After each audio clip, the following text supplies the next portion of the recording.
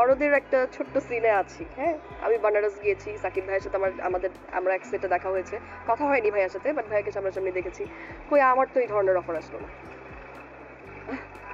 আপনি তো বললেন যে যেই যায়, তো ওখানে তো আমরা আরো আরো কয়েকজন মডেল ছিলাম বা নায়িকা ছিল। উনি ব্যক্তি হিসেবে আমি যদি বলি পার্সোনালি উনি খুবই ভালো, মানে লাইক উনি কাউকে ছোট করে না, কাউকে, মানে উনি ওনার মতো থাকে।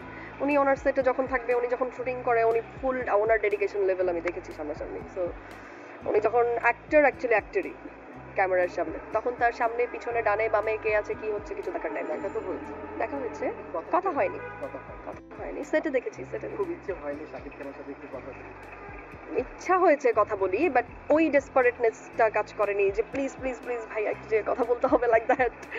দেখেছি, এটাই তো অনেক বড় না, তাও আবার বাংলাদেশের মাটিতে না, বিদেশের মাটিতে দেখেছি তাকে আমি। লিভ টুগেদার, একটা ছেলে একটা মেয়ে উইদাউট ম্যারেজ একটা বাসায় থাকছে, এটাই তো লিভ টুগেদার, থাকছে, শারীরিক সম্পর্ক করছে বা থাকছে, মানে হাজব্যান্ড ওয়াইফ কাইন্ড অফ।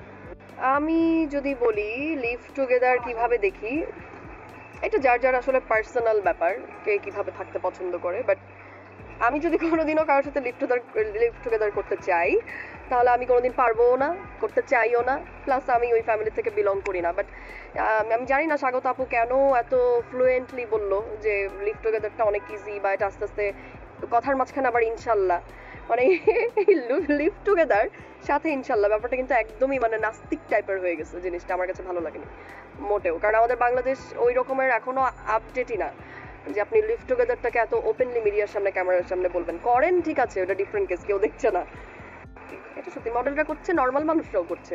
এখন যারা করছে তারা কিন্তু হাইড রেখে করছে, এরকম কেউ ওপেনলি এসে বলছে না যে আমি লিভ টুগেদার করে বিয়ে করেছি বা লিভ টুগেদার করা উচিত বা ইনশাল্লাহ এটার সাথে আল্লাহ মাফ করুক। গ্রাম থেকে যারা আসে, মানে আপনি আপনি দেখবেন ম্যাক্সিমাম নায়িকা বা নায়িকা না, বা নায়িকা বা এটা একটু বেশি হয়ে গেছে, নায়িকা বা মডেল, মানে যারা অনেক বেশি সফল, দেখবেন ওদের ঢাকায় 4টা-5টা ফ্ল্যাট আছে, গাড়ি আছে, এটা আছে। এরা কোত্থেকে আসছে বলেন তো? এদের ফ্যামিলি কোথায়, বাবা মা কোথায় দেখেন কোনোদিনও? এরা কিন্তু আসলে গ্রাম থেকেই আসছে। কারণ ওরা এগুলো করতে পারে ঢাকায় এসে, বিকজ তাদের এখানে দেখার কেউ নাই। মানে ফ্যামিলি মেম্বার তো জাজ করবে পরের কথা, গ্রামের থেকেই আসছে, এসে হয়তো বড় বড় 2, 4 জন 5 জনের হাতে পড়ে, একজনের হাতে প্রপারলি পড়ে, তারপর সেই হয়তো যে কোনো কিছুর বিনিময়েই ওকে উঠায় দেয়, এটাই করে। এটা কিন্তু not only for model actress, এটা নর্মাল মেয়েরাও করে ঢাকার বাইরে থেকে যারা আসে। ওর ক্যাপাসিটিতে ছিল, এটা ওর লাকে ছিল, ও করতে পেরেছে। বলেন ওর মতো কয়জন করতে পেরেছে? আমিও তো পারবো না, আমিই তো পারবো না, কজ আমি ঢাকাইয়া, আমার 14 গোষ্ঠী ঢাকাইয়া, আমি ঢাকায় জন্ম, আমার সবকিছু, আমার মানে দাদার আমল অনেক আগের পাকিস্তানি আমলের। আমি কি চাইলে পারবো? আমি কিন্তু পারবো না। না, এটা হাইপ বাড়ার কিছু না, যে হাইপে থাকার সে যে কোনো কাজ দিয়ে বা যে কোনো ব্যাপারেই হাইপে থাকতে পারে, বাট বিয়ের ব্যাপারটার জন্য না। ওর হয়তো জিনিসটা বারবার বারবার করে ক্যামেরার সামনে আসছে, মিডিয়াতে আসছে, এর জন্য ওর হাইপটা একটু বেশি হয়েছে, বাট আগের থেকেই তো হাইপেই ছিল।